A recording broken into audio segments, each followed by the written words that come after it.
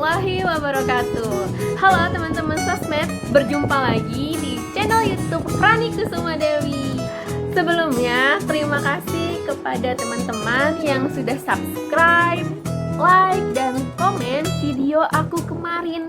Dan juga selamat datang kepada teman-teman semua yang baru bergabung di channel Rani Kusuma Dewi. Di video kali ini tak jauh beda dari video aku sebelumnya, di mana aku sempat mereview sebuah buku.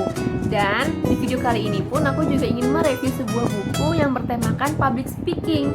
Jadi beberapa hari yang lalu teman aku merekomendasikan untuk membeli buku terbaru yang berjudul The Public Speaking Mastery. Awalnya aku nggak begitu tertarik karena aku udah punya banyak buku public speaking. Kenapa harus beli lagi? Dan akhirnya teman aku meminjamkan bukunya. Mau tahu bukunya seperti apa? Nih aku ambil dulu ya. Tada! Ini adalah sampul buku dari The Secret of Public Speaking Mastery karangan Dr. Andes Tubagus Wahyudi. Beliau salah satu motivator nasional yang cukup terkenal di Indonesia dan dikatakan sebagai ahli public speaking. Kenapa? Karena beliau telah berkecimpung dari tahun 1990 yang awalnya sebagai penyiar radio, pembaca berita, lanjut sebagai MC profesional dalam berbagai acara. Tidak berhenti di situ, lanjut sebagai artis, sebagai pengisi suara baik iklan ataupun radio. Luar biasa sekali. Setelah aku membaca profil dari Tubagus Wahyudi, aku semakin yakin bahwa isi buku ini bukan kaleng-kaleng guys, dan ternyata benar.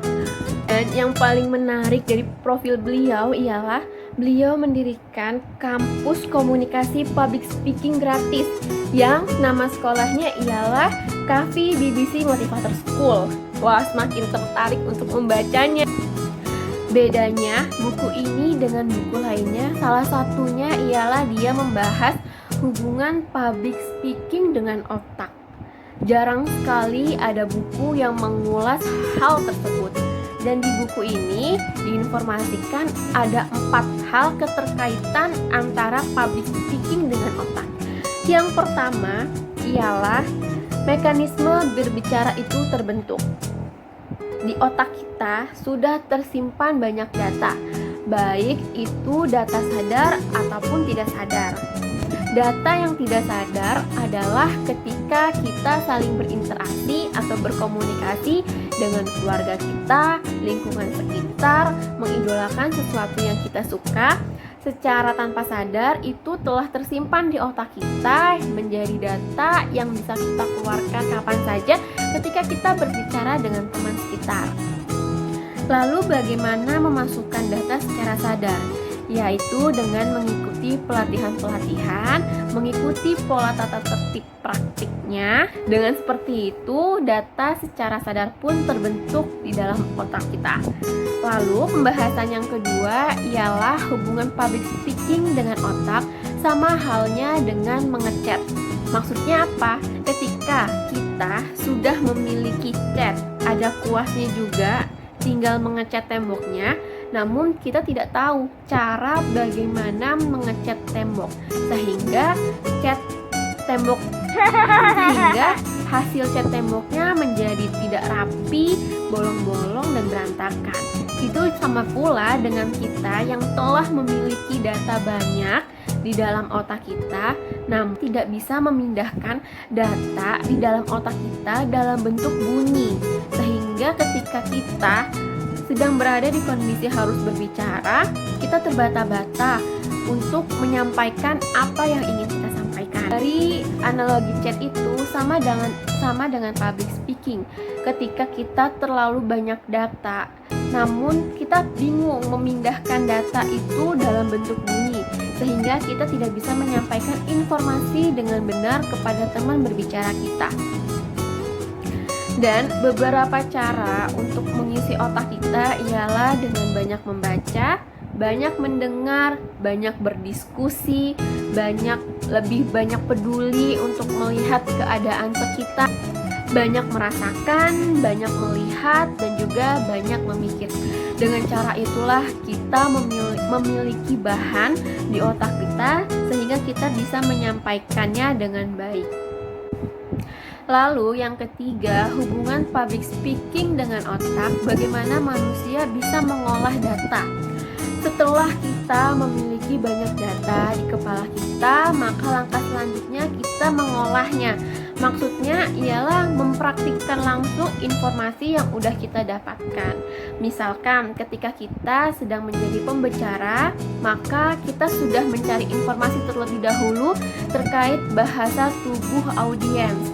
Ketika kita melihat ada audiens yang mengantuk, seakan tidak mengerti dengan apa yang kita bicarakan, maka data yang kita tangkap dengan mata itu langsung diolah dan dicampur dengan informasi yang kita punya sehingga menghasilkan pikiran bahwa kita harus menjadi pembicara yang menyenangkan, memberikan icebreaker agar audiens tidak mengantuk, memberikan energi positif agar audiensnya tetap semangat, dan informasi yang kita sampaikan akan tetap masuk kepada audiens kita.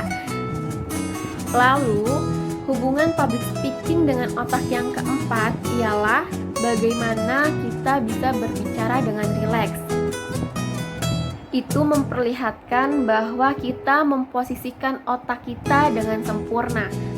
Karena kalau kita memposisikan otak kita tidak sempurna dalam bekerja, maka kita akan menemukan hambatan-hambatan dalam public speaking. Salah satunya adalah mental kita. Hal itu dikarenakan pola pikirnya yang salah, sehingga dia tidak mampu menjalankan fungsinya sebagai public speaker yang baik. Ya, itulah hubungan public speaking dengan otak yang bisa saya sampaikan dari buku The Secret of Public Speaking Mastery karya Tubagus Wahyudi. Nah, tidak hanya itu yang membuat buku ini menarik. Beberapa hal lainnya adalah adanya beberapa pose untuk kita yang ingin belajar public speaking secara otodidak, belajar sendiri dimanapun kita mau. Di sini diajarkan, diberitahukan bagaimana bersalaman yang baik, bagaimana menggenggam tangan orang dengan baik, lalu ada berbagai macam postur tubuh, tangan, dan mimik yang bisa kita sampaikan kepada teman berbicara untuk menjadi speaker yang baik. Pokoknya buku ini the best banget, top. Oke teman-teman sosmed, sekian dulu video hari ini. Semoga video ini benar-benar bermanfaat untuk teman-teman yang menyaksikan.